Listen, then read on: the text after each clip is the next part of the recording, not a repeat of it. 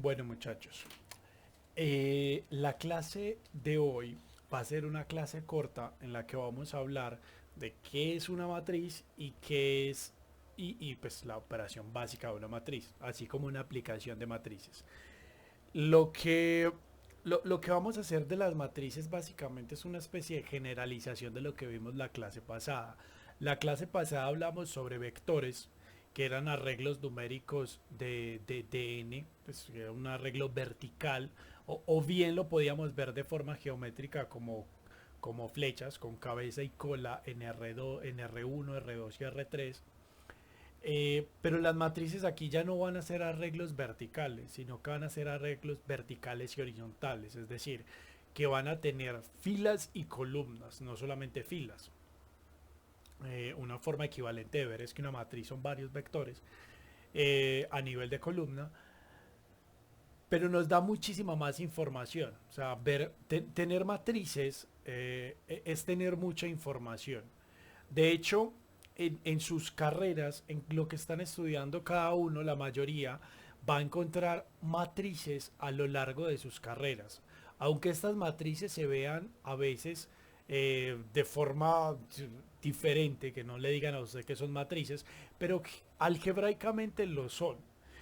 Casi cualquier arreglo numérico que usted pueda tener en una tabla de Excel, cuando usted, pues obviamente quitando los títulos y cualquier otra decoración que pueda tener, todo lo que usted pueda guardar de forma numérica es una matriz. Por lo tanto, casi todo lo que usted guarda en una base de datos en una forma de tabla numérica es una matriz. Y todas esas matrices tienen propiedades algebraicas que se pueden explotar. Y uno casi que el resto de la vida va a haber matrices, aunque no le llame así, sino que le llame tablas. Pero realmente esas tablas o esas matrices que uno tiene ahí, que son básicamente números arreglados de manera de filas y columnas, tienen unas propiedades importantes, que es lo que vamos a estudiar a lo largo de este primer parcial, del primero y el segundo. Y es que uno puede explotar esas matrices no solamente para tener información algebraica, sino también para aplicaciones. O sea, aplicarla como para resolver un sistema de ecuaciones o incluso llegar hasta resolver el flujo sobre un grafo. ¿Sí? Usted puede tener un grafo, no sé, o el flujo de vehículos en una ciudad, el flujo de un líquido sobre un sistema de redes, de tubos, y usted quisiera calcularlo. Básicamente, muchachos, esos flujos, ese tránsito y todo eso, como lo vamos a ver en la clase de hoy, se puede ver a nivel de grafos. ¿Listo? Y un grafo no es más que una matriz, o se puede identificar como una matriz. Entonces, sin más preámbulo, comencemos la clase de hoy definiendo lo que es una matriz, lo que es, perdón, una matriz. Entonces, iniciamos. Definición.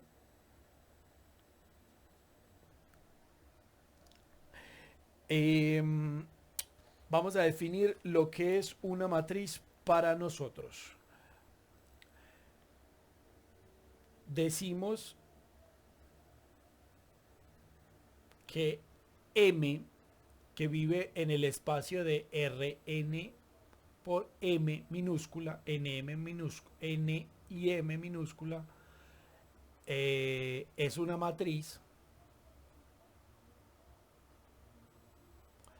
y básicamente M se puede ver como un arreglo numérico donde N son las filas y M es el número de columnas. Entonces vamos a escribirlo de forma general así. Denme un momento, porque no me quiere dar ya. Listo. A sub 1, 1, a sub 1, 2 y así sucesivamente hasta llegar a sub 1, a sub M. Que esta será la primera fila. La segunda fila, ¿quién será? A sub 2, 1. A sub 2, 2. Hasta llegar a sub 2, M. Y así sucesivamente hasta llegar a sub N1, a sub N2. Esa sería la enésima fila.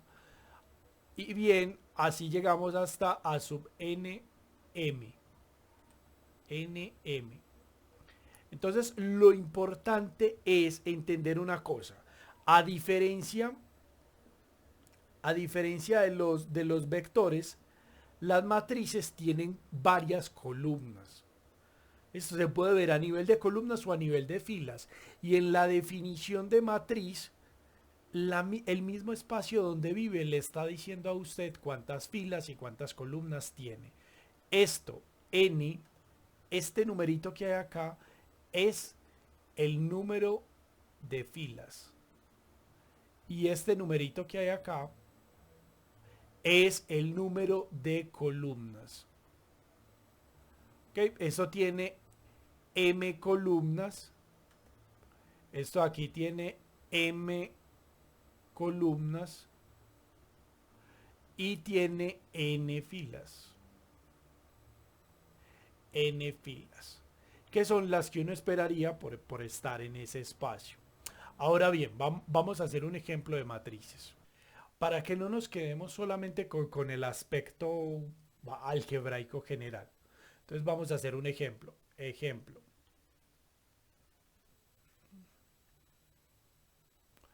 Note que A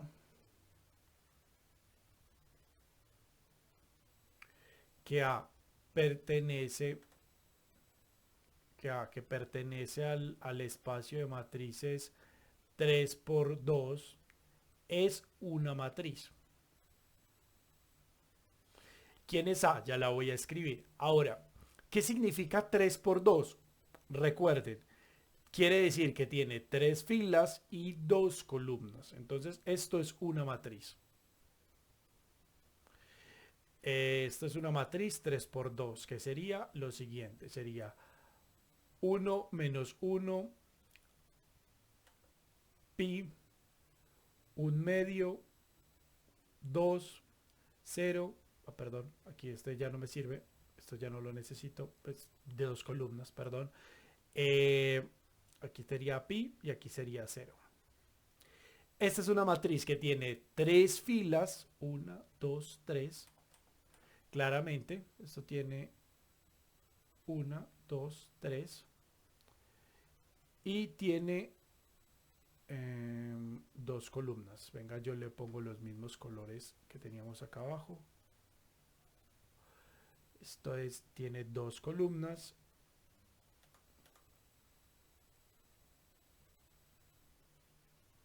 Y 3 filas.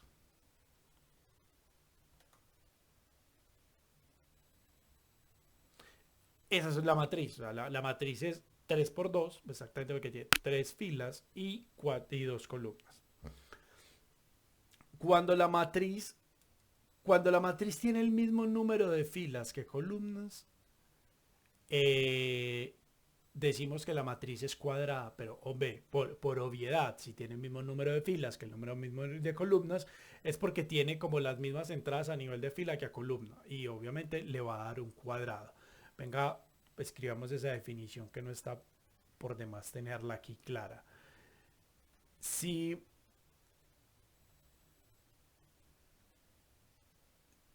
A pertenece a Rn por n, entonces decimos que A es una matriz cuadrada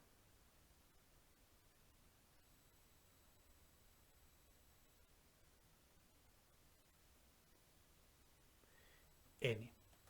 De n, pues lo que pasa es que aquí puedes decir que tiene n filas o n columnas, simplemente una matriz cuadrada n. ¿Listo? O sea, puedes decirlo de muchas formas. Una matriz cuadrada n o n por n o de n filas o n columnas, que ya se sobreentiende que A tiene exactamente el mismo número de filas que columnas. Entonces, vamos a hacer un ejemplo de que es una matriz cuadrada. Vamos a hacer un ejemplo sencillo. La matriz A, que pertenece a R2 por 2, es una matriz cuadrada. es una matriz cuadrada. ¿Y quién es? Matriz cuadrada 2.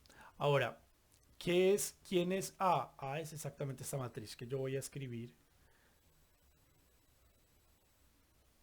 Menos 3, 4, 0, 1.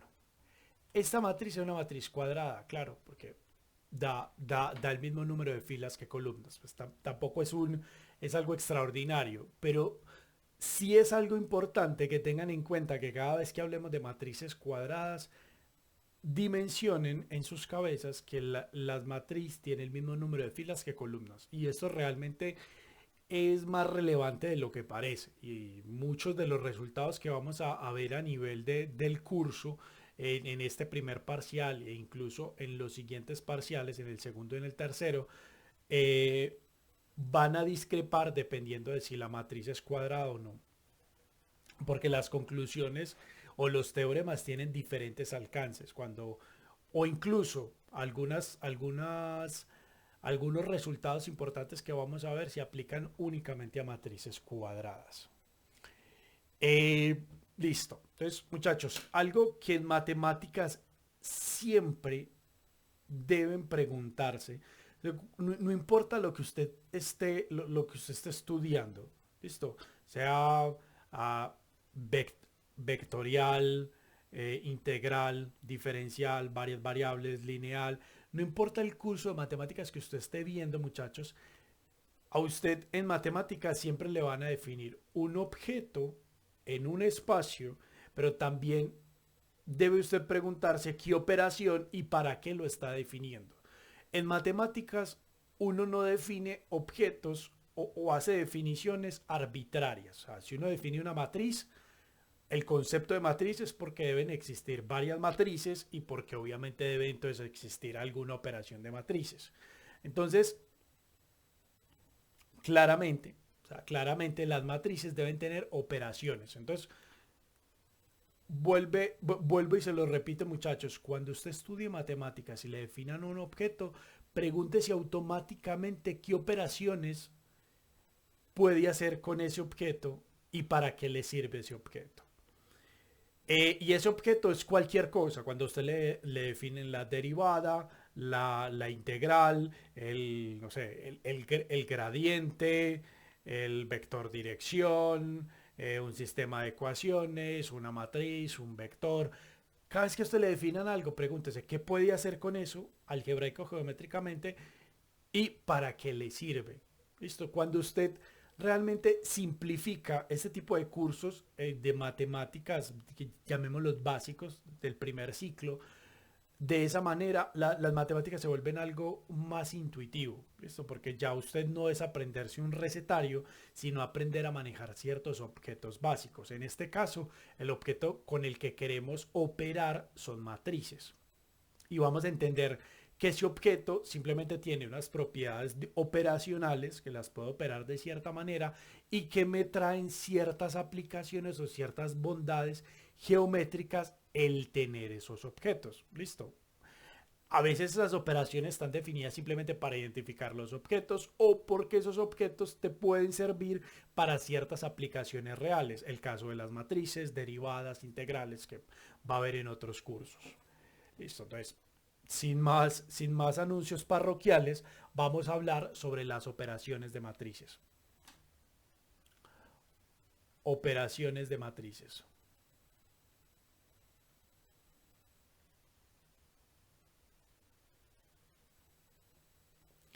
La suma. El primero, la suma. Eh, la suma es muy similar a lo que hicimos con los vectores. ¿Qué quiere decir eso? Para sumar dos matrices,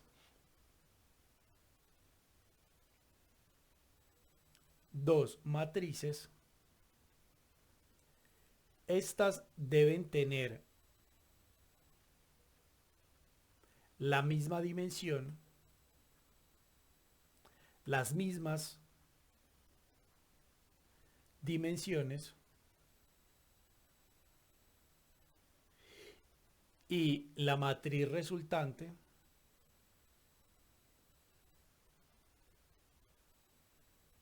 se obtiene, denme un segundo, yo bajo el tablero, y la matriz resultante se obtiene de sumar las matrices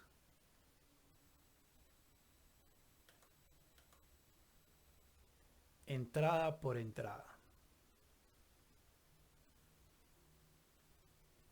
Muchachos, exactamente lo mismo que vimos con los vectores. Los vectores tienen que tener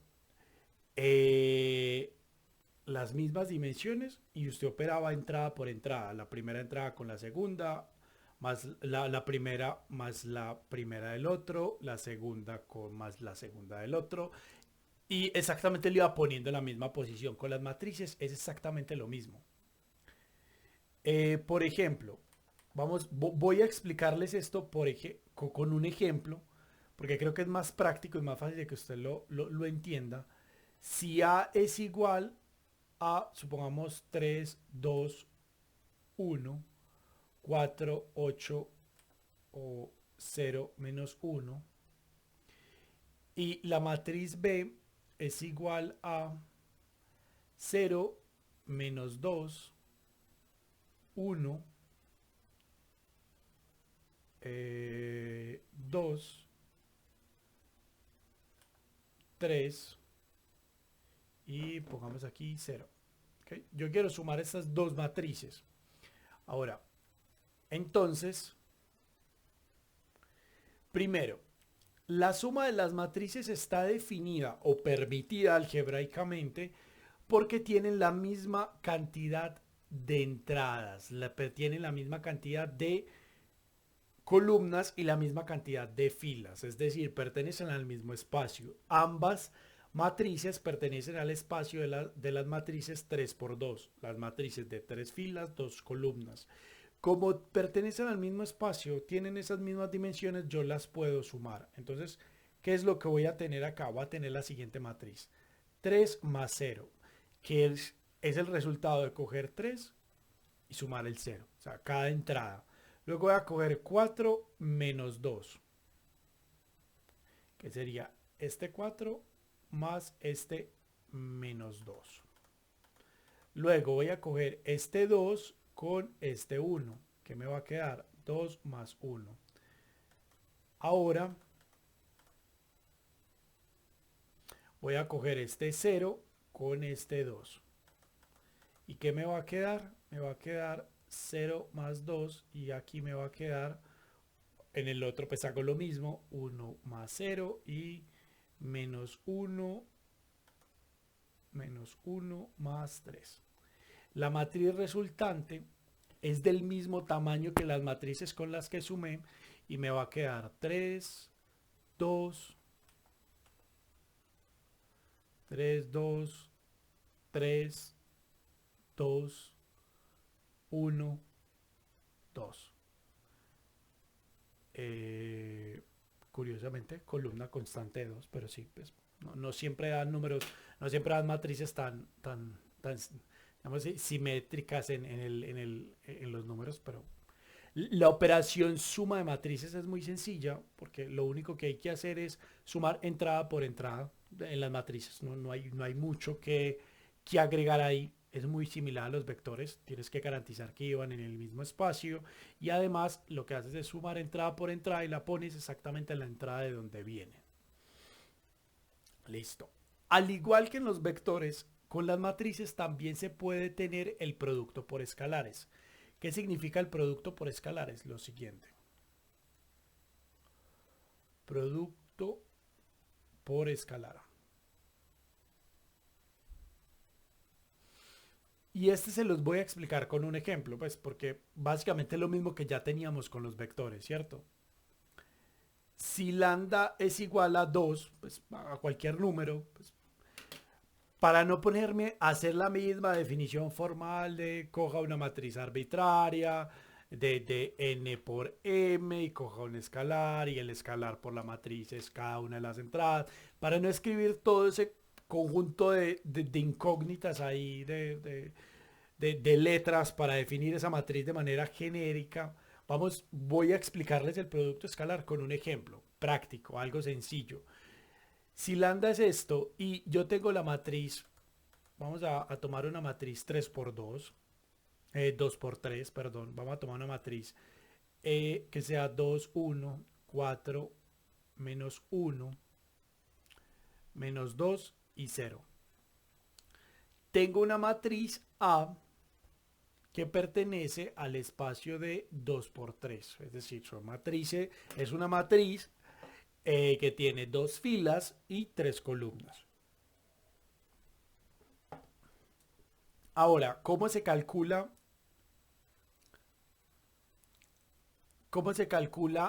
la multiplicación por escalares? ¿Qué significa eso? La multiplicación de una matriz por un escalar es lambda por A. Lambda por A no es más que 2A. ¿Pero qué es 2A? 2 por esta matriz. Esta matriz que yo tengo acá. 2, 1, 4, menos 1, menos 2 y 0. Y esto es igual a 4, 2. Ahora, ¿qué es lo que estoy haciendo? Pues me lo voy a escribir la primera y última vez que lo hago. 2 por 2, 2 por 4, 2 por menos 2. Aquí voy a tener 2 por 1, 2 por menos 1 y 2 por 0. Esta multiplicación de 2 por A me va a dar la matriz 4, 8, menos 4, 2, menos 2 y 0. ¿Okay? Escoger la matriz y multiplicar cada una de las entradas por 2. Eso es la matriz, eso es la multiplicación por escalares de la matriz. ¿Okay? Una operación adicional que vamos a hacer con las matrices es la transpuesta. ¿Ok? La transpuesta o la transposición de matrices es simplemente intercambiar filas por columnas. Esto es lo que vamos a hacer cuando hablemos de transponer una matriz, transposición de matrices. Transposición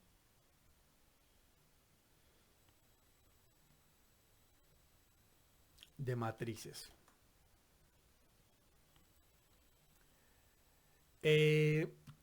Digamos que la transposición de matrices es intercambiar filas por columnas. Entonces, consiste en intercambiar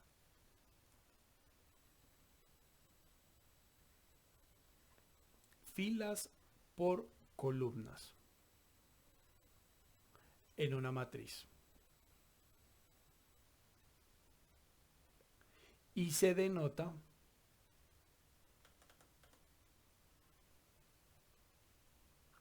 la transpuesta de A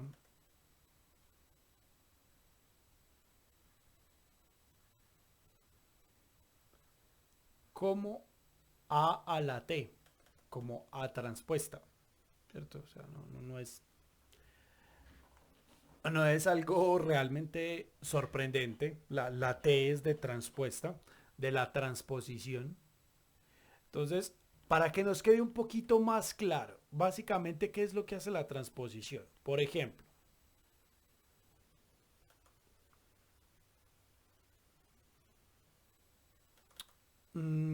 por ejemplo, si A es igual a jugamos la misma matriz A que teníamos en el ejemplo anterior. Cojamos esta matriz A que teníamos del ejemplo anterior y trabajemos con esta misma matriz. Listo. Es decir, que lo que vamos a trabajar es esta matriz.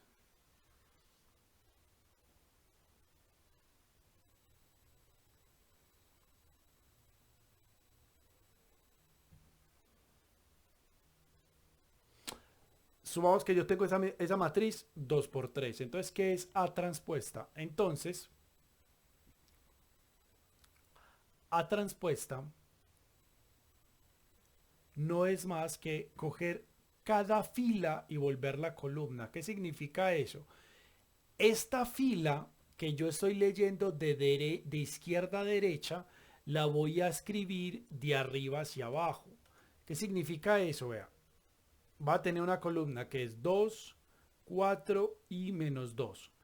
Esta fila que yo estoy consiguiendo de izquierda a derecha, la escribo así, la escribo de arriba a abajo. 2, 4 menos 2, que la leo así, la escribo así, vertical.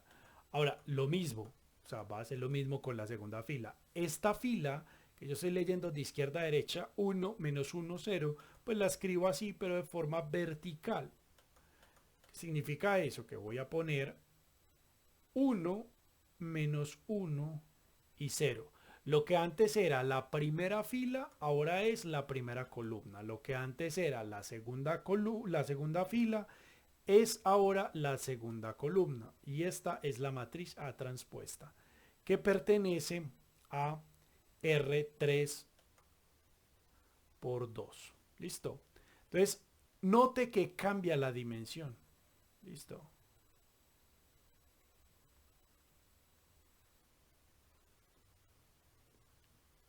La dimensión de A y A transpuesta puede ser diferente.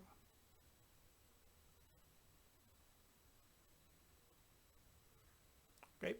¿Qué significa puede ser? ¿Cuándo no y cuándo sí, muchachos? Si la matriz es cuadrada, es decir, si la matriz tiene el mismo número de filas que el mismo número de columnas, pues, claro que no va a cambiar de dimensión, va a tener el mismo número de filas y columnas, ¿cierto? Si la matriz es cuadrada, usted la puede voltear y sigue teniendo las mismas filas y el mismo número de columnas.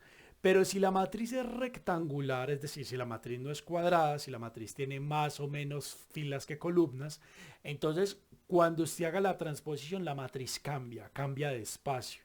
¿Listo? Entonces es súper importante tener en cuenta esto, es que la transposición hace que la matriz se vaya a otro espacio, a otro tipo de matrices, de otro tamaño, si la matriz a la que usted está transponiendo no es cuadrada. Si la matriz es cuadrada, entonces sí, eso sigue siendo el mismo espacio, pues cambia de matriz. O sea, si usted transpone una matriz 2 por 2, pues la transpuesta de una 2 por 2 sigue siendo 2 por 2, porque lo único que estás haciendo es que tiene el mismo número de filas que columnas. Listo. Eso que lo tengan en cuenta cuando en los parciales o en los talleres les salgan operaciones con matrices y matrices transpuestas. Listo. Esas matrices transpuestas, las cascaritas de esos ejercicios del taller, están básicamente en las dimensiones de la matriz, cómo se comporta. Listo. Entonces, antes de ver unas propiedades básicas de la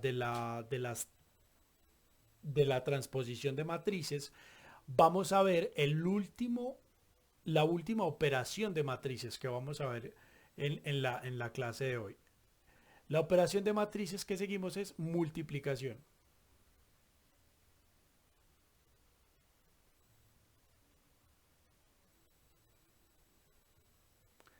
Multiplicación de matrices. Ok, vamos a definir la multiplicación de matrices de la forma más sencilla posible, pero vamos a hablar de cómo se hace en la práctica. O sea, voy a darles una definición semiformal de la multiplicación de matrices. La, la explicación al detalle y genérica, si usted quiere la explicación formal en las notas, va a estar en las notas del curso, pero se las voy a dar de una forma, digamos, un poco más digerible. ¿Listo? Entonces, la multiplicación de dos matrices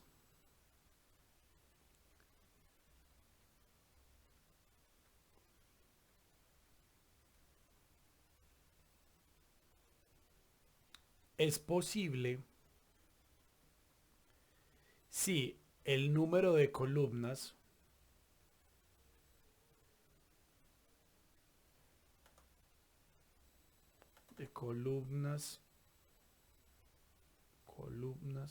de la primera es igual al número de filas de la segunda.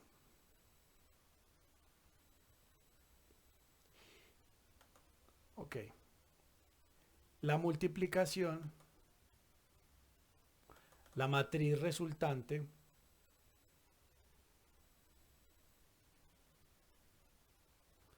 en la posición, en la entrada, en la entrada IJ es el producto punto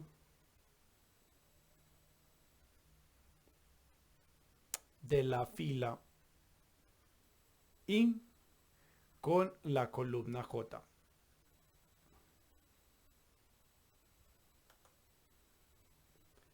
De la primera y segunda matriz respectivamente. Deme un segundo, voy a poner esto que se me movió el tablero. De la primera y segunda matriz.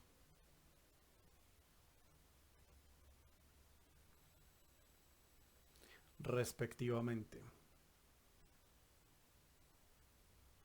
A ver, muchachos, qué significa toda esa chorrera de palabras ahí? Vamos, voy a hacerlo de una forma, digamos, sencilla, lo más sencillo posible. Por ejemplo, vamos a hacer un ejemplo de multiplicación de matrices. Primero, hay que tener en cuenta que no todas las multiplicaciones de matrices se admiten. O sea, no, yo no puedo multiplicar una matriz por otra porque sí. No, tiene que cumplir una condición y es que el número de filas de una se pueda comparar con el de columnas de otra. Entonces, lo que vamos a hacer es lo siguiente. Por ejemplo, si A pertenece a las matrices 2 por 2 y B pertenece a las matrices 2 por 3, donde A es igual a 2, 1, 0, menos 1. Y B es es la siguiente matriz. 2, 4, 0, 1, 2, 1. Si yo tengo estas dos matrices, entonces el producto, ¿cómo se forma? Entonces, A por B, ojo muchachos, aquí hay algo importante y es, vea, este 2 debe ser igual a este 2.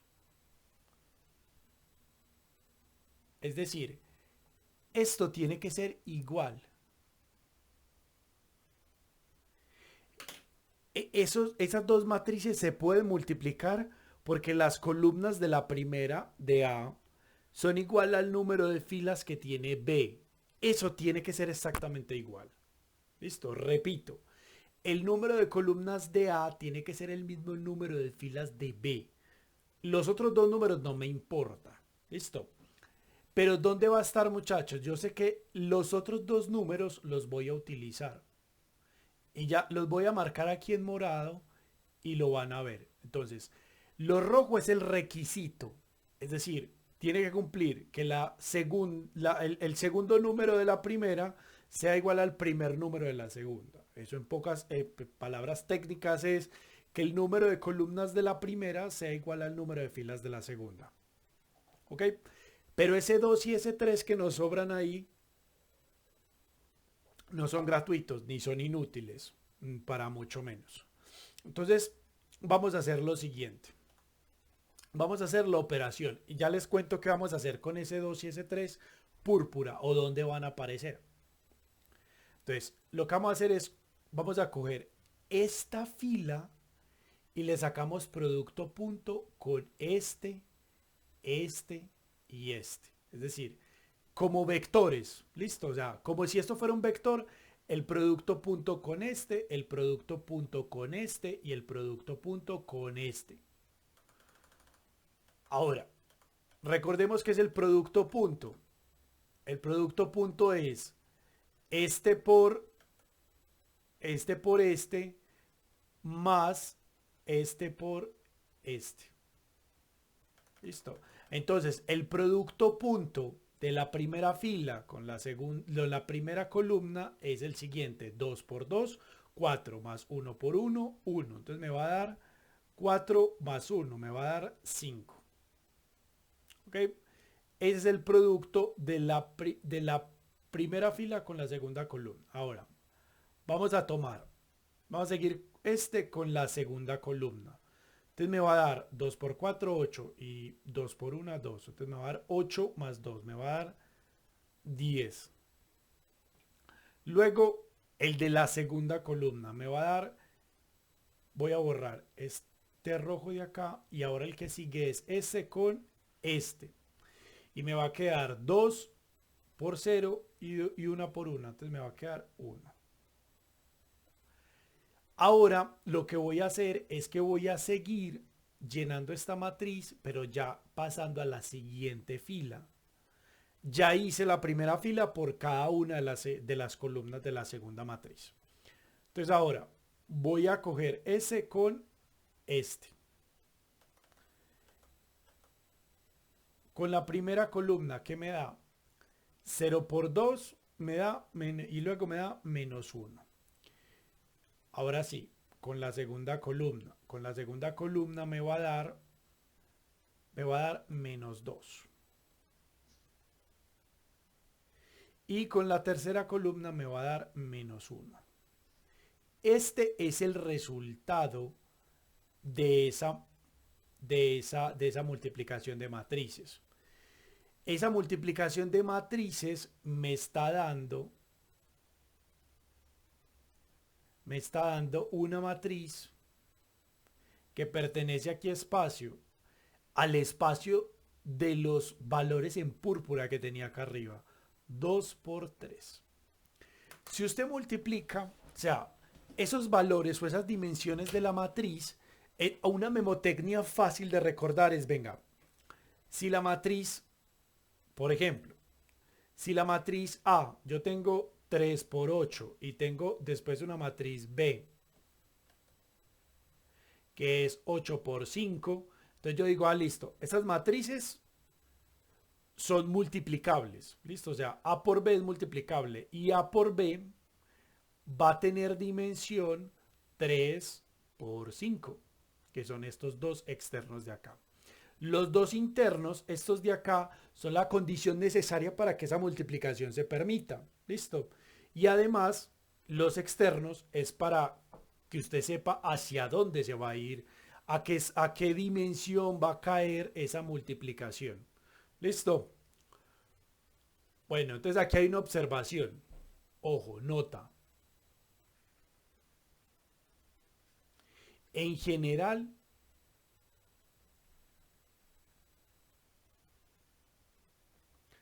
A por B es distinto de B por A. ¿Qué significa eso, muchachos? Significa que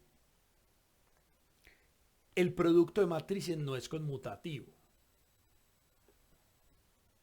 El orden de los factores sí altera el producto. No es lo mismo multiplicar A por B que multiplicar B por A. ¿Por qué? Por la condición que yo estoy pidiendo. Por ejemplo, A por B es multiplicable, esas dos matrices son multiplicables y usted puede multiplicar A por B. El problema es que B por A, el sentido contrario, ya no son multiplicables. ¿Por qué? Porque cuando usted multiplica, si usted coge B, una matriz, una matriz 2 por 3 con una matriz eh, en este orden, que sea ya 2 por 2, esto es diferente de esto. Entonces, como son diferentes, esas dos matrices no son multiplicables. Entonces, ese es uno de los peores escenarios en el producto y es una dirección existe y la otra dirección no. Entonces, ni siquiera son iguales, pues porque uno existe y el otro no. Entonces, el mensaje, muchachos, que yo quiero que ustedes se lleven en la clase de hoy es el producto de matrices. El producto de matrices es particular, es una serie de productos, punto, pero además necesito para poder multiplicarla unas condiciones y debo ser muy cuidadoso porque la multiplicación de matrices no es conmutativa. El orden que me está pidiendo es importante, no es lo mismo A por B que B por A. Listo. Entonces, antes de pasar al último tema de la clase de hoy, vamos a ver algunas propiedades de matrices. Supongamos que A y B son matrices. Eh, sea y B, A y B, matrices.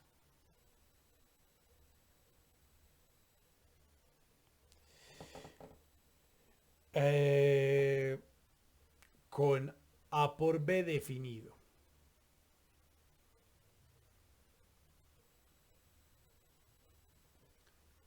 Entonces,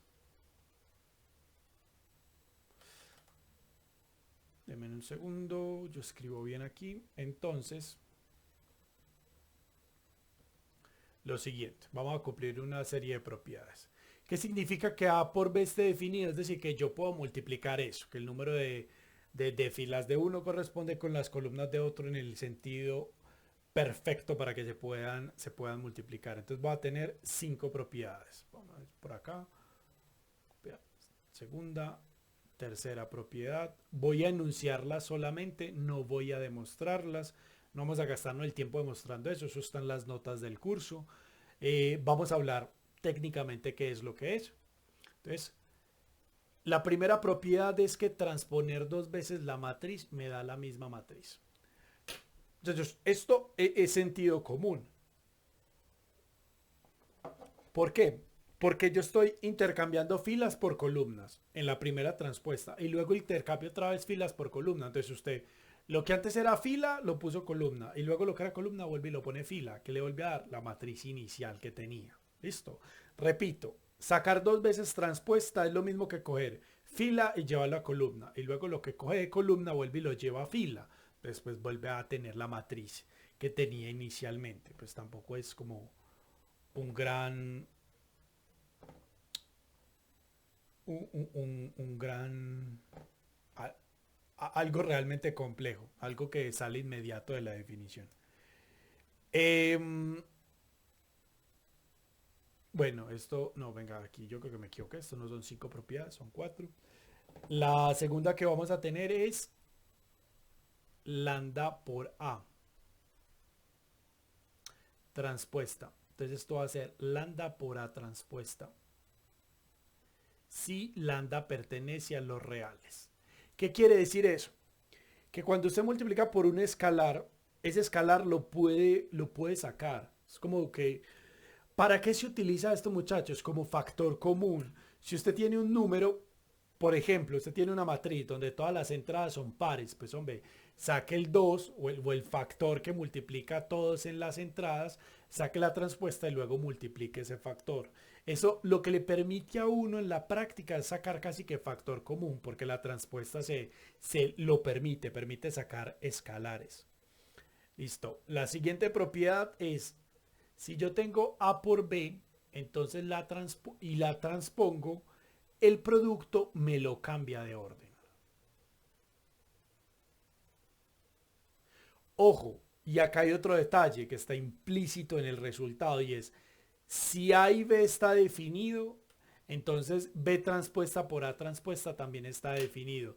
Ese ejercicio se los dejo y sale exactamente de la condición, porque se voltea, o sea, se voltean las dimensiones de la matriz y se voltea el orden de ahí. Entonces se sigue cumpliendo el requisito necesario para que sean multiplicables. Y por último, ¿qué pasa si yo quiero coger a la R y a eso sacarle la transpuesta? ¿Cierto? Eso es lo mismo que A transpuesta a la R. Si R pertenece a los números naturales. ¿Qué significa R número natural? Muchachos, los primeros números que usted aprendió, 1, 2, 3, 4, 5, o sea, números enteros positivos, distintos de cero, 1, 2, 3, 4, 5, 6, esos números, si usted quiere coger elevar a la 5 y a eso sacarle la transpuesta, es lo mismo que sacarle la transpuesta y luego lo que le dé elevarlo a la 5. O sea, el orden realmente no importa. Usted puede primero hacer la potencia de la matriz y luego la transpuesta, o bien primero la transpuesta y luego la potencia. En este caso no tiene, digamos, injerencia al orden. Siempre le va a dar exactamente lo mismo. Listo, muchachos, para terminar la clase de hoy vamos a hablar de un objeto matemático extremadamente importante y muy de moda por estos días, con el auge de la inteligencia artificial y el data science y todas estas aplicaciones exageradas, pero muy útiles, de gran cúmulo de datos e interacciones en muchas aplicaciones, aparecen los grafos. ¿Listo? De hecho, los grafos, ahorita les voy a explicar, los grafos son muy utilizados para ciertas actividades que pueden resultar comunes, como redes sociales, compras, tráfico, eh, oleoductos, acueductos y un montón de redes que uno pueda tener, solo porque todos esos, digamos, todos esos artefactos tecnológicos o de desarrollo de ingeniería se pueden ver como grafos, un grafo matemático. ¿Listo? Un grafo en matemáticas no es más que un conjunto de aristas y nodos. Y un digrafo es lo mismo que un grafo, pero con direcciones. Pues es un grafo, digrafo. ¿Listo? Entonces, voy a explicarles o a darle la definición básica de manera visual. ¿Listo? De manera formal está en las notas, vuelvo y les digo, ve que uno puede formalizar a nivel de conjunto. Un grafo es un conjunto de aristas, un conjunto de nodos y unas conexiones entre ellos. Entonces eso es un conjunto y ese conjunto se puede graficar. Y un digrafo es simplemente es lo mismo que lo anterior, adicionándole una dirección a cada una de las conexiones. Entonces, uno, digamos que en matemática puede caer en el formalismo que uno quiera, pero vamos a ver los grafos y digrafos de una forma muy de ingeniería, ¿ok? Muy práctico. Y es la siguiente. Vamos a definir qué es un grafo de forma ejemplificada y qué es un digrafo, y lo vamos a comparar. Entonces, ¿qué es un grafo? Y vamos a hacerlo acá al lado izquierdo y aquí vamos a escribir que es un digrafo. Entonces, un grafo consiste de tres cosas. Nodos, un nodo, básicamente son nodos o vértices. ¿Listo? Un conjunto. Yo tengo un conjunto de vértices. Supongo que yo tengo 4 vértices. Vértice 1, vértice 2, vértice 3 y vértice 4. Eso es el primer conjunto. ¿Sí? Uno puede ver un grafo, o sea, formalmente un grafo son vértices y aristas. Es lo único que compone un grafo, ¿cierto? Lo tercero son relaciones, pero realmente viene intrínseco o ya explícito en las aristas. ¿Listo? Entonces, básicamente un grafo lo pueden ver como puntos y rayas. Esto es un grafo. El vértice 1 está conectado con el vértice 2. El vértice 2 está conectado con el vértice 3. El vértice 3 está conectado con el vértice 4. Y el vértice 4 tiene una autoconexión. ¿Listo? Tiene una autoconexión con el vértice 4. Entonces, muchachos, ¿qué significa? ¿Qué significa esto? Piensen en los vértices como piensen los vértices como esquinas en un mapa de la ciudad, ¿cierto? Se está viendo Google Map desde arriba, papá. Y los vértices son esquinas, ¿cierto? Ciertos puntos a donde usted quiere llegar en el mapa. Y las aristas son esos trayectos que usted hace, o sea, está conectado. Usted tiene un trayecto que va de B1 a B2. ¿Eso qué quiere decir? Que hay una conexión entre el vértice 1 y el vértice 2. El vértice 2 al vértice 3 y el vértice 3 al vértice 4. El vértice 4 tiene una conexión consigo mismo. A nivel de mapa, ¿cómo se ve eso?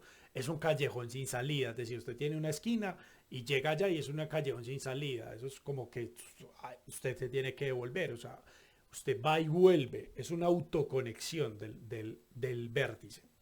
Entonces, cuando usted tiene grafos, básicamente lo que tiene son puntos conectados entre sí. Matemáticamente hablando, usted tiene un conjunto de vértices y un conjunto de aristas y tiene una infinidad de aplicaciones. ¿Listo? Así como yo les expliqué que tiene mapas, ahorita se los voy a explicar porque existe un montón de aplicaciones como redes sociales y acueductos, oleoductos y casi que cualquier cosa que funcione con conexiones. Y un digrafo, muchachos, un digrafo es exactamente lo mismo, solamente que yo le voy a agregar dirección. ¿Qué significa eso? Un digrafo es, supongamos que yo tengo aquí estos vértices, que yo tengo 4 vértices, el vértice 1, el vértice 2, el vértice 3 y el vértice 4. Yo puedo ir del vértice 1 al vértice 2. Puedo ir del vértice 2 al vértice 3. Del vértice 3 al vértice 2. Luego puedo ir del 4 al 3.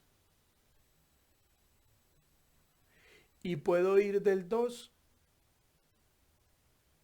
al 4. Entonces, muchachos, noten una cosa. Si yo quiero ir del vértice 1 al vértice 3, o sea, si yo quiero ir del vértice 1 al vértice 3, pues tengo que hacer un trayecto un poco largo, ¿no? Tengo que ir de acá, acá y luego subir acá. ¿Listo? Pensemos una forma divertida y fácil de pensar en los digrafos es que los digrafos, usted puede pensar que los vértices son especies de aeropuertos, cada vértice es un aeropuerto y una arista es un vuelo, es una conexión que yo tengo a ese de aeropuerto a aeropuerto. Entonces, lo que hace el digrafo es, venga, usted puede ir solamente en esta dirección, o sea, usted puede ir de B1 a B2, pero de B2 no puede ir a B1. ¿Listo? ¿Eso qué quiere decir? Que el vértice 1 es estrictamente salida. O sea, si usted está en B1, sale, pero nunca vuelve. Nunca puede volver porque no hay ninguna arista que llegue a B1. Usted puede empezar en B1, pero nunca termina en B1. O sea, es como un aeropuerto que solamente tiene vuelos de salida, no tiene vuelos de llegada. Raro, pues sería algo raro, pero digamos que en la práctica, al ejemplo, la analogía que estamos haciendo sería eso. B1 sería un aeropuerto donde solamente salen vuelos y solamente salen vuelos a B2. Ahora, B2 es un aeropuerto que recibe vuelos de B3 y solo saca vuelos a B4. De B4 se reciben vuelos de B2, es decir, hay una conexión entre B2 y B4 y además hay vuelos a B3. Y de B3 se reciben los vuelos de B4 y se van vuelos a B2. Entonces noten que entre B2, B3 y B4 hay movimiento, es decir, ahí hay un ciclo, ellos se pueden mover entre sí, hay conexiones, pero ellos están aislados de B1. Noten que la diferencia entre el grafo y el dígrafo es únicamente la dirección, pero el poner dirección le da mucho sentido a la aplicación. Y es que en el grafo, o sea, en el grafo B1 y B2, en el grafo B1 y B2 están conectados, independientemente de la dirección, porque usted tiene la arista ahí. Pero cuando usted ya le pone dirección, B1 queda aislado. Entonces, ese aislamiento permite, y esa dirección permite diagramar flujos. Estos flujos, muchachos, tienen infinidad de aplicaciones, una infinidad, o sea, un montón. Ejemplo, muy sencillo, oleoductos o acueductos o cualquier fluido que pase por tuberías. Listo, por tuberías o canales. Cualquier fluido que pase por tuberías o canales, eso es un dígrafo, porque usted tiene algo que va en una dirección, normalmente en una tubería o en una, pues, en canales va solamente en un sentido, ¿cierto? Entonces, normalmente eso en flujos, por ejemplo, en un acueducto, básicamente B1 es un proveedor, es un yacimiento o una salida de agua. B2 vendría siendo, B2, B3 y B4 verían siendo bombas que están redistribuyendo el flujo.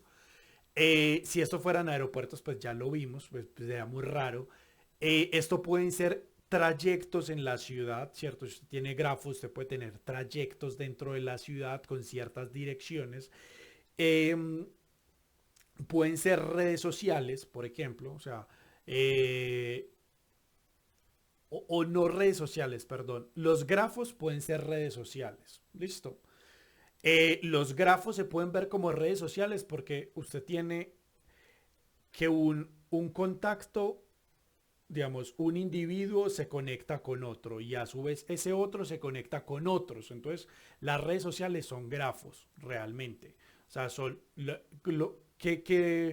en las redes sociales, ¿cuáles son los vértices? Los vértices son los individuos que tienen una cuenta en esa red social y las aristas vienen siendo las interacciones que puedan tener. El seguirse, el agregarse, el darle me gusta, eso forma un grafo. El trayecto que le da Google Map cuando usted pide un trayecto, cuando usted dice lléveme de la universidad al Parque del Poblado, por decir algo, básicamente lo que está haciendo Google es graficando un dígrafo por la ciudad. Y no solamente eso, le está dando el dígrafo más corto. Listo. Ahí es donde viene la magia de los grafos y los digrafos. Y es que los grafos y los digrafos básicamente lo que hacen es permiten encontrar no solamente los mejores flujos, sino a veces los flujos más cortos o más largos. Y como vamos a ver ahora, también permite saber el número de conexiones que yo puedo tener. ¿Listo? O sea, ¿qué quiere decir eso? Los trayectos. Si eso es un flujo, yo quisiera buscar el trayecto no solamente más corto, sino con menores conexiones. Si usted lo que tiene es un grafo de aeropuertos y usted quiere hacer unos vuelos o usted está programando un software para encontrar vuelos, usted lo que va a necesitar es tener un grafo y optimizar los menores trayectos.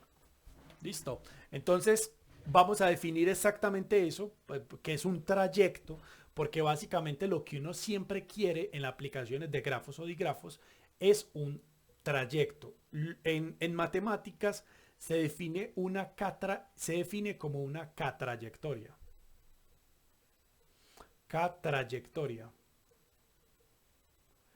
Una k-trayectoria, lo voy a escribir acá, pues porque básicamente es lo mismo, es el número de aristas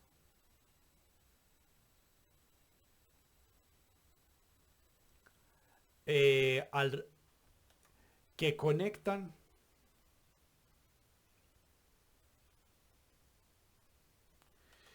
eh, que conectan a dos vértices, a dos vértices,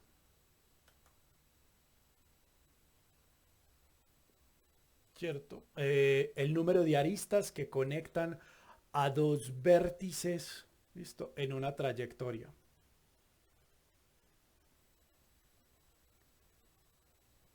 Y voy a darles un ejemplo sencillo de qué es una catrayectoria. ¿Listo? Entonces, ¿qué es una catrayectoria, muchachos? Para llegar de B1 a B3, por ejemplo, yo tengo una dos trayectoria. Esto es una dos trayectoria. Un vértice, dos vértices. ¿Listo? Sencillo. Acá no hay necesidad. Para las trayectorias en grafos no tienen dirección. Entonces yo puedo ir como me plazca, de un lado a otro. Una catrayectoria, una tres trayectoria, por ejemplo, en un dígrafo tres trayectoria, es lo que hay entre B1 y B3. ¿Listo? Vea, esto es uno, 2, 3 aristas. Una tres trayectoria es pasar por tres trayectorias. Es decir, si esto fuera un mapa de vuelos, si yo tomo tres vuelos, ¿a dónde puedo ir? ¿Cierto?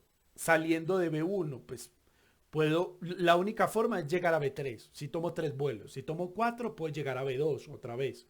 Claro, porque yo puedo llegar a B2 teniendo cuatro vuelos, por ejemplo. Una cuatro trayectoria sería uno, 2, 3, 4. Y llego. Claro, lo que pasa es que el punto inicial y final de una cuatro trayectoria puede ser lo mismo que una uno trayectoria. ¿Listo? Y quiero que lo entiendan. Es decir, usted puede empezar y terminar en el mismo lugar. Pero la diferencia entre los dos trayectos es la cantidad de vuelos. O sea, la cantidad de trayectos que estás teniendo ahí.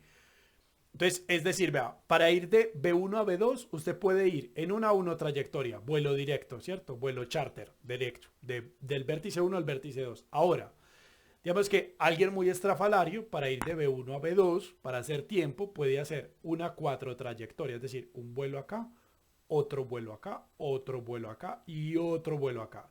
Toma 4 vuelos, es decir, una 4 trayectoria en el digrafo para llegar al mismo punto. Entonces, básicamente, lo que cuentan las cuatro trayectorias es las K trayectorias es el número de aristas, no el nodo, no el vértice en el que llega y termina, sino el número de aristas que tienes que recorrer para llegar de un punto, de un vértice a otro. ¿Listo? Y entonces acá es donde realmente viene lo importante de la clase de hoy y es cómo encontrar las K trayectorias. ¿Listo? Entonces, vamos a definir lo siguiente. Vamos a definir esto. Definición. Vamos a definir lo que es la matriz de adyacencia. ¿Ok? Si G es un grafo, la matriz de adyacencia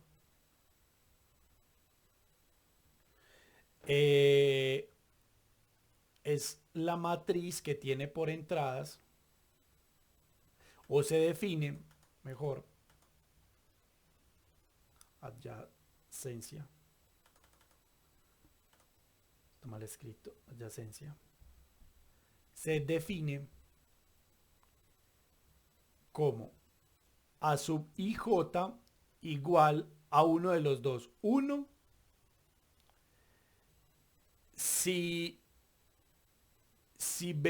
el vértice I conecta con el vértice J. Cero si no se conecta. De lo contrario.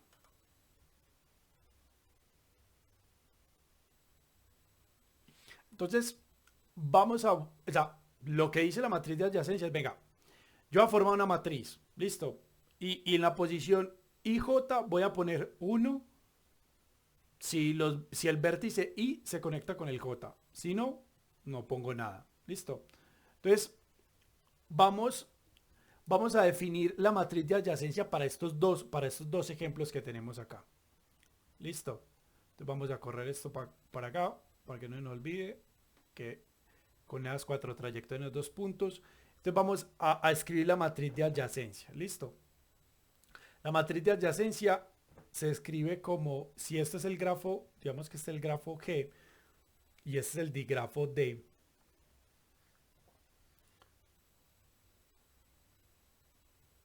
Y este es el digrafo D. Entonces, la matriz de adyacencia A sub G, la que llamaremos A sub G. Primero, muchachos, la dimensión de la matriz de adyacencia es siempre cuadrada. Siempre. Siempre es cuadrada.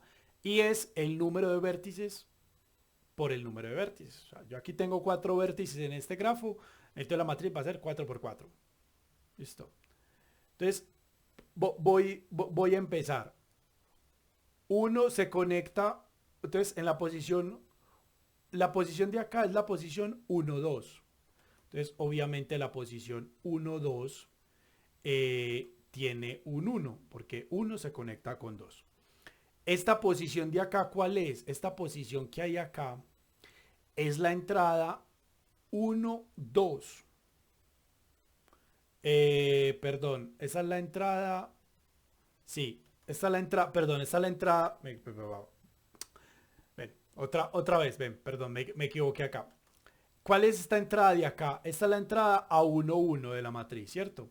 Entonces la pregunta es, ¿el vértice 1 tiene una conexión consigo mismo? No, no tiene una autoconexión, no tiene un callejón sin salida, como lo tiene 4.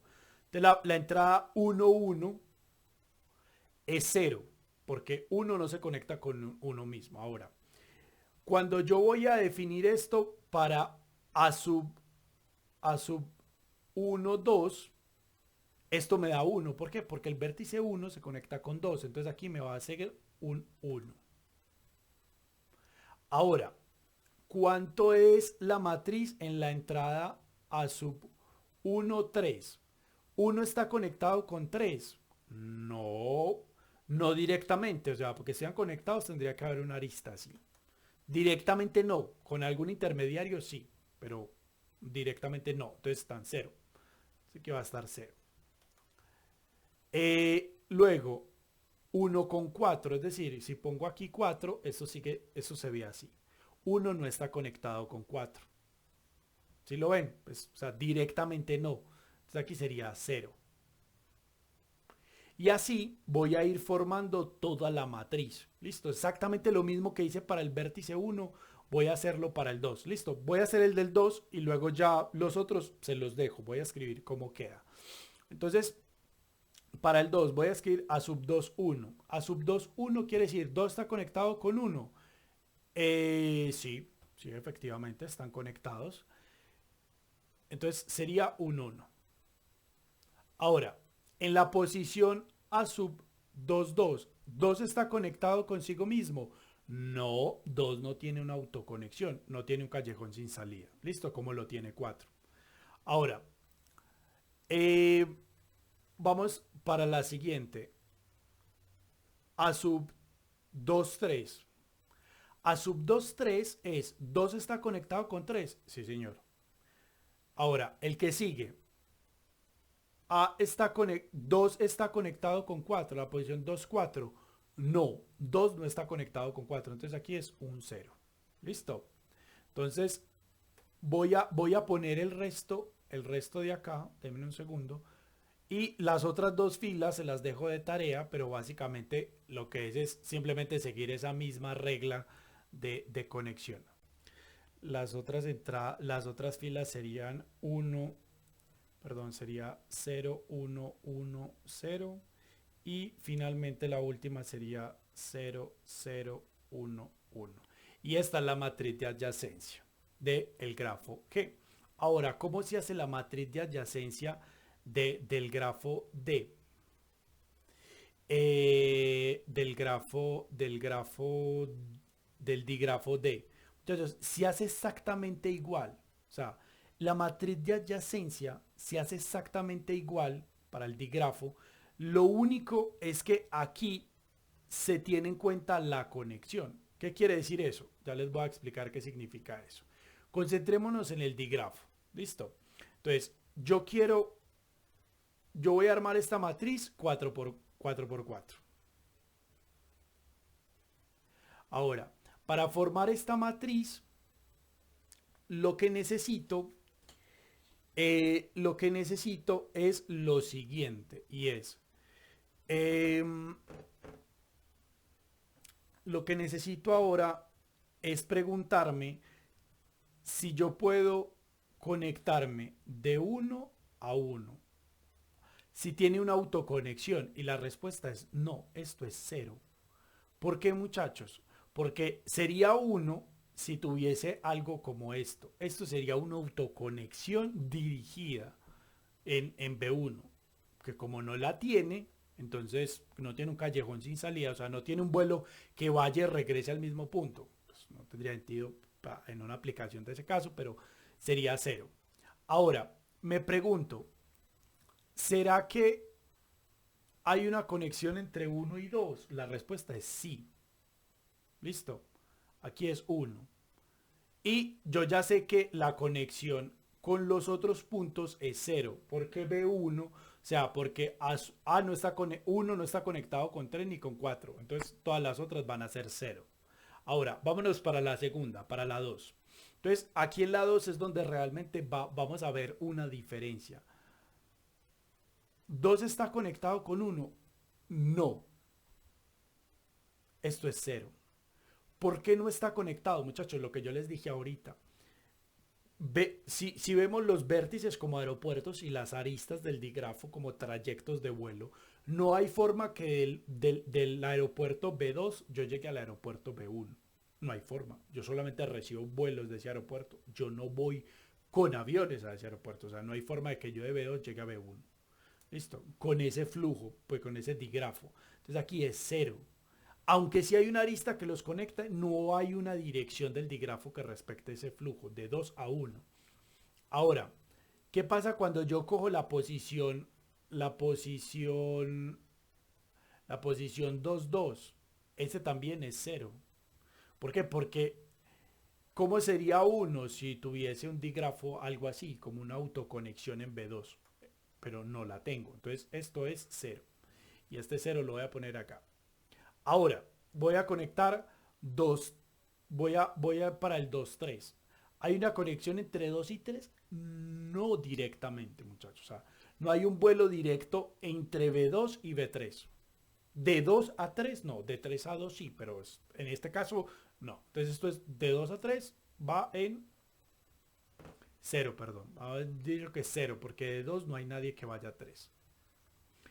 Ahora, de 2 a 4. De 2 a 4 sí tengo un vuelo, ¿cierto? O sea, hay una dirección, hay una salida. Entonces realmente es esto. Noten, muchachos, cuántas salidas. Noten que esto acá lo que está hablando es el número de salidas. B1, ¿cuántas salidas tiene el vértice 1? Tiene una. Entonces la suma de esa fila me va a dar 1. ¿Cuántas salidas tiene B2? Tiene una. Me va a dar esa. ¿Cuántas salidas tiene B4? Tiene una. Entonces va a tener un 1 por cada fila. En los digrafos están, digamos, es lo mismo, grafos y digrafos. La única diferencia es que tú le agregas la dirección, y al agregarle la dirección desconectas un sentido. ¿Por qué? Porque cuando usted tiene el digrafo, B1 y B2 están conectados en ambas direcciones. Cuando usted pone dirección, automáticamente rompe. Usted dice, vea, esta vía solamente va en un sentido. Y eso hace que desconectes un lado. Al desconectar ese lado, la matriz toma esa forma, que es que las filas, al sumar las filas, vas a tener el número de trayectos que salen del vértice. Listo, vamos para el 3. El 3 es 0. Entonces aquí sería, solamente está conectado con el 2, o sea que sería 3 2. O sea que aquí sería un 1 y el resto 0. Y el 4 solamente está conectado con el 3, 4 a 3. O sea que aquí sería un 1 y en el resto serían 0. Esa es la forma sencilla pues de terminar un digrafo. Listo. Bueno, muchachos, para terminar la clase, vamos a ver un teorema. Listo. Voy a dejarles un teorema y el ejercicio lo hacemos en un taller siguiente. Listo. Antes del parcial, yo les voy a dejar el teorema, les voy a explicar qué es lo que significa, o sea, qué es lo que significa realmente y cómo se usa y les dejo para que vayan al taller, hagan los ejercicios y realmente entiendan, muchachos. La matemática es como cualquier deporte, ¿listo?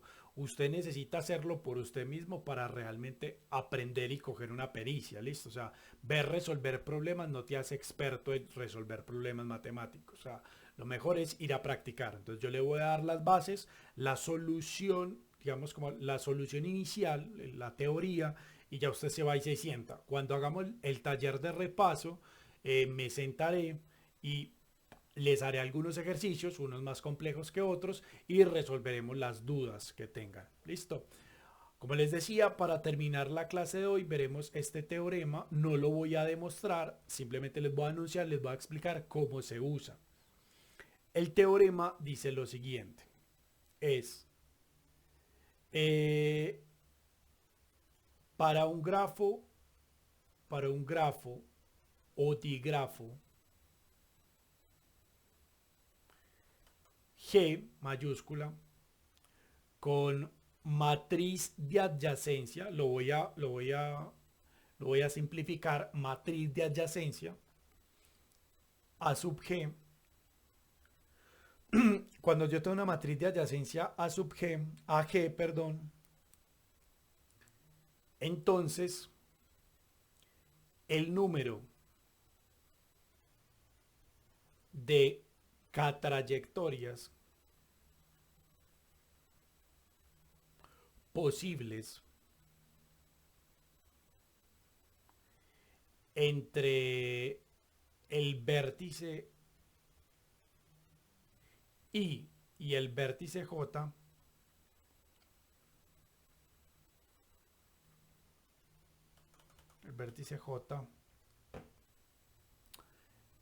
están dados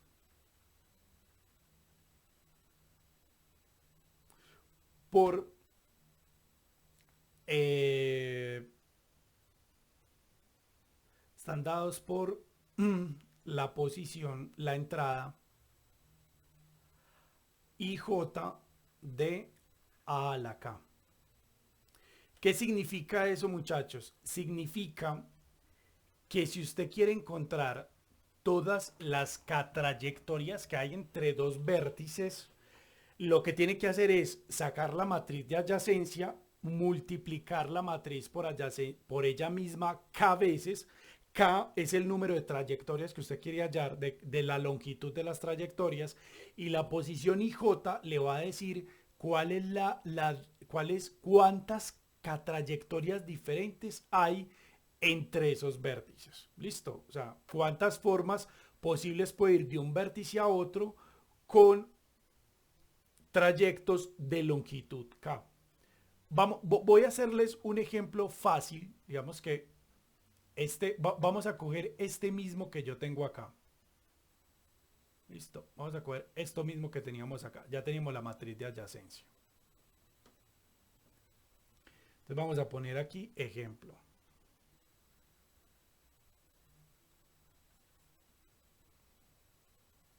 ¿Cuántas trayectorias? ¿Cuántas tres trayectorias hay entre B1 y B4?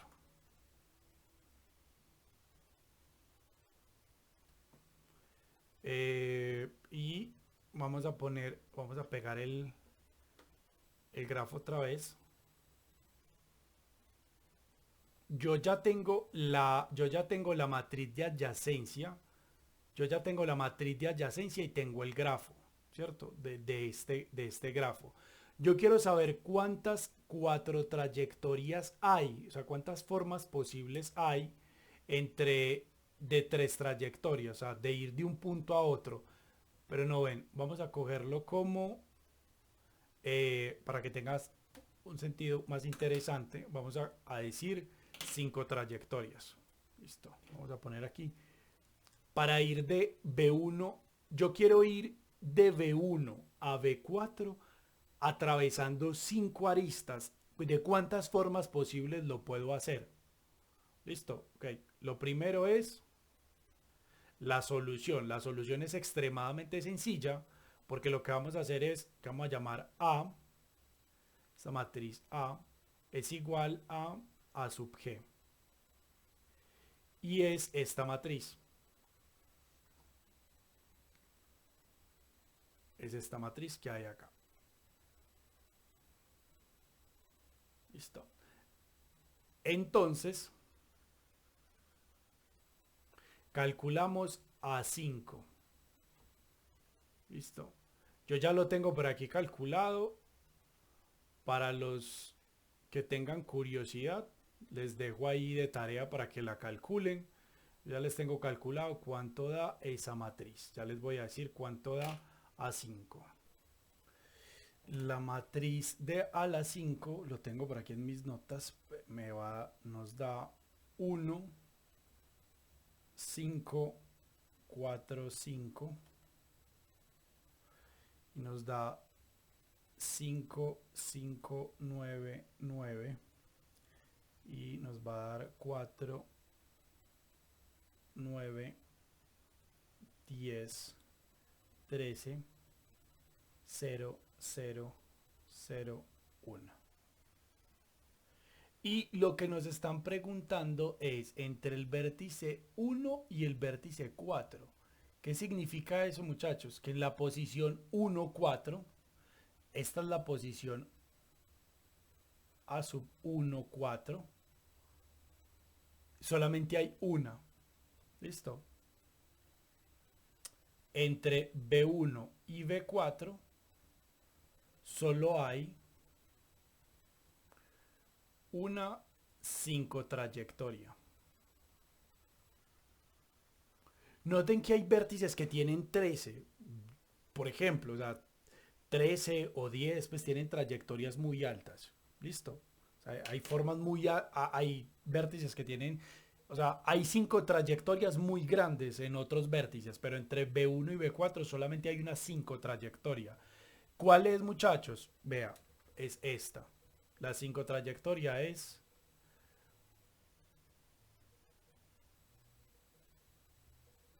esta. 1, 2, 3, 4, 5.